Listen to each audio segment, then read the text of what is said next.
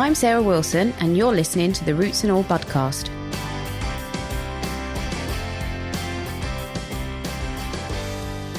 Hello, and welcome to this week's episode of the Budcast. This week, I'm chatting to Olivia Kirk about low allergen planting. Olivia works on both public and private gardens, and she's got a number of show gardens under her belt, including a gold medal winning garden at the RHS Chelsea Flower show. She specialises in healing gardens and has worked on a number of projects such as hospice gardens, where the effect the garden can have on a person's physical health is of paramount importance. And we often think about the positive effects on mental and physical health that gardens and green spaces can provide, but we don't often stop to think about the harm they might cause. So when I first heard about low allergen planting, I have to admit a bit of me inwardly groaned, because I was immediately thinking it might limit the palette of plants I can use, and it seemed like yet another constraint on gardening and more plants to cross off my list. But when I heard Olivia explain it, I was in for a real education, and she clearly explains how, with a little bit of knowledge and a few relatively simple steps, we can make our environment a much better place for everyone. I was just going to ask you a little bit about why low allergen planting is relevant to your work and what kind of made you so interested in it. This started off with the project I did with the University of Worcester. They have the National Pollen Research Unit on their campus. Back in 2010, they'd just had a new building and they wanted a low allergen garden put outside it. And so they asked me to design that because I was working with them already. And we actually decided through the process to do a low allergen garden for the University of Worcester. So that was really my first exposure to the possibility of low allergen planting. Up until then, to be honest, I've not even heard about it. But since then, because I work with hospices and I specialise in healing gardens, I have actually taken on planting generally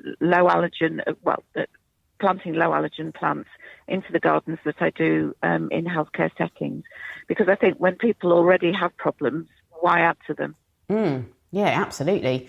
So for those who aren't aware, and I think probably that might be quite a lot of people, what is the problem with, obviously we know what the problem is with pollen in terms of causing allergies, but how does that relate back to the plants that you might choose to plant in a landscape? Right, okay. Basically, there's a lot of different types of flowers, but really we can put those into three categories. There's perfect or complete flowers that have the male and the female parts within the flowers, and generally those flowers are pollinated by insects. So you would have the pollen and the nectar, the male and the female parts sitting in the same flower. And then there's monoecious plants, and they contain both male and female flowers. They're separate flowers, but they're on the same plant.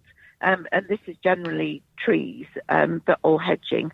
And the pollen is trapped within the plant for the female flowers for pollination to happen. And then there's dioecious, which is separate sex, either male plants or female plants. The females produce the seeds, berries, fruit, and so therefore low allergen, and the males produce the pollen. So those are the three different types of flowers that you're working with. And generally, when I'm planting for a low allergen garden, I will, as a rule of thumb, just avoid anything that's pollinated, that's wind pollinated. Generally, anything that's insect pollinated is fine, because the pollen is sticky and heavy and quite big and designed to stick to the insects. Whereas with wind pollinated plants, the pollen is naturally light and airborne, and there's an awful lot of it because it's less of a precise method of pollination. So the wind pollinated pollen goes into the air in clouds, and that's the thing that we're trying to avoid really in a low allergen garden. Okay, so when we go to a nursery and we're buying our trees or our hedging plants, are they mainly male or female? Generally, they're mainly male, and this goes back to what councils want on street trees and public planting, because female flowers are deemed to be messy because they produce fruits, berries, seeds that drop on the pavement. Councils tend not to want this, and so the perception is that male plants aren't messy. But actually what they're doing is putting stuff into the air that's causing allergies. So you can't see it, but actually it's very messy. And I think because councils and civic planting, street planting, park planting tends to be non-messy, it tends to be male, and therefore there's a lot more requests for male plants, and therefore the nurseries have just specialised in cloning male plants rather than female. So there's an imbalance. I mean, right back in the 40s, 50s, there were very few allergies around, and there were male and female trees. I think it's the preponderance of male trees in our streetscapes now which is causing this imbalance and this problem. And therefore people that are atopic, which means they're more likely to develop allergies, are being overexposed to all of the, because of all of this preponderance of male species planting. And I was reading Thomas Leo Ogren's book about it, which you recommended to me.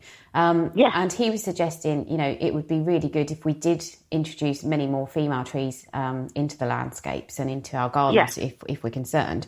Because, and also that would be of a benefit to insects, because the female trees will kind of attract the insects from a nectar perspective.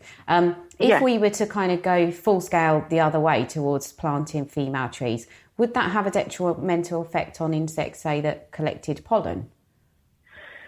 I think not. I think it's much more about redressing the balance and getting a good mix of male and female. I mean, the honest truth is that a lot of nurseries don't actually know whether they're selling all male trees. I mean, since I've did my course at Kew that last month, I've been talking to nurseries, and there's a hedge specialist close to where I live in Worcestershire, and he didn't completely know that a lot of his trees were male.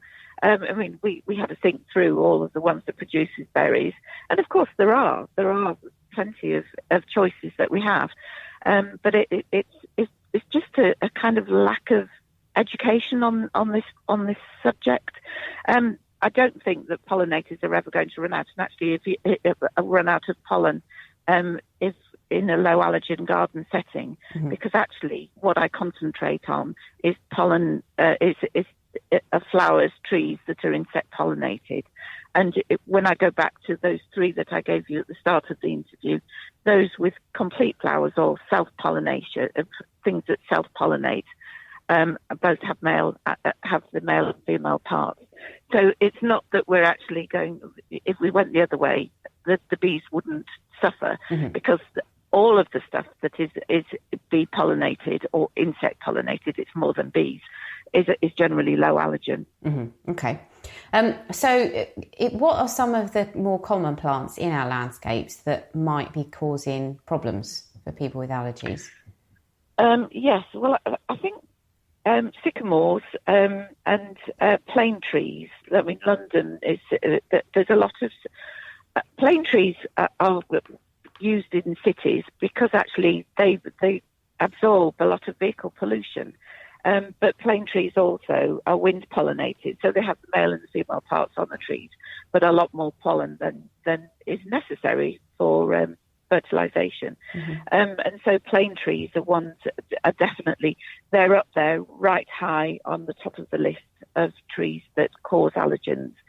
And then things like the birch family are also, they're a popular choice with garden designers, but again, they have the male and the female flowers on the tree, on the same tree, and their pollen is super allergenic, and they also cross-react. This is the same type of pollen that hazel and alder use. So if you're allergic to silver birches, and 25% of people in the UK are, then you're also going to get this cross-reaction with hazel and alder, which actually flower, that you see those catkins in January, February, March. So you could potentially have an allergic reaction right the way through to the end of June, which is something to be avoided. So birches are a good one to avoid as well. And I think in the book it mentions things like ilex and taxus, which do they cause a problem as well? Yes. to a certain extent, use all parts apart from the berries, but the seeds inside the berries are poisonous, and so they are separate sects. So if you've got a yew bush with berries on, you're absolutely fine because that's a female tree. If it hasn't, then it does actually produce clouds of fine white pollen when the males are in flower, and these is trigger for allergies, asthma, causes irritation to your eyes, nose and throat. So if you can avoid having a male yew really close to your house, because the other thing that you've got to remember is that the closer you are to the pollen being released, the more you're going to get in your nose and your eyes. If it's over the street or a mile away, then obviously you're going to have less of a hit. So it's not that these things are really bad for you unless they're very close to your house. But also with yews, you can see the berries forming really early on. So if you're going to go out and buy a yew, just have a good look and see if it's got berries forming. And in that case, you're going to be absolutely fine. Hollies, shall I just carry on with hollies? Yes, please. I mean, hollies less so. The male pollen, again, these are separate sects, but the potential for allergic reaction to holly pollen is not as severe as yew. And also, it's actually a lot easier to identify male and female hollies because generally nurseries will label them either female or male, and because to get the nice red berries that we all like for Christmas decorations, you want to know that you can have those. So you generally tend to need both a male and a female within close proximity to get those berries. Mm-hmm. There's a self-fertile, Nellie Stevens to an extent is self-fertile. JC Van Tol is a lovely holly. I use that quite a lot. It's not very prickly, and that's self-fertile as well. And you've also got to be just a little bit careful when you're buying hollies because Golden King, you would assume, is a male, but it's actually a female. And Golden Queen and there's an Ilex Victoria. They're both, you would assume they're female, but they're male. So you've just got to be a little bit careful. But hollies are definitely, they don't have the allergenic potential that yews do. Okay. And another thing that I was reading about was the idea that, talking about yew plants, is the idea that you could have an allergy trapping hedge. So how do they work? Well, yes, and this is quite a hot topic at the moment because the RHS is actually suggesting that hedges are really good to be planted in the streetscape because they are very good at trapping vehicle pollutants, which we've heard an awful lot about. And because they're densely foliated right down to ground level and therefore exhaust level, they're very good at catching the vehicle particulates that are very damaging to the inside of our lungs, and trapping them and absorbing them to a certain extent as well. And the same goes for pollen. If you have a good high, say 1.8, 6 foot hedge, then you are going to trap a lot of the air-blown pollen and particles that would otherwise come into your garden or into your school or if you live on a busy road. It's going to protect you.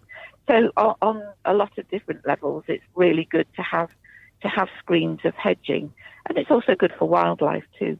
And you can either have evergreen hedging, things like Prunus lusitanica, which is a low allergen evergreen hedge, or you could have beech. Hawthorn is also good. Now, obviously, hawthorn loses its leaves, so if that was if you had a fence as well as a hawthorn hedge, then you would be providing food for the birds as well as keeping your garden clean, and just purifying the air around you. Hedges are very good on lots of different levels, and actually hedges better than trees at street level for mitigating exhaust fumes, because obviously with a tree you've got a lot of trunk before you get to the green canopy, but the fact that hedges come close down, so a combination of hedges and trees would be even better because you're catching pollutants high level and low level. Yeah, that's a really good solution for anyone who does have a garden that's maybe situated somewhere where they can't escape or they can't control what's coming into the garden, but they can certainly put up a barrier. Absolutely. You can sort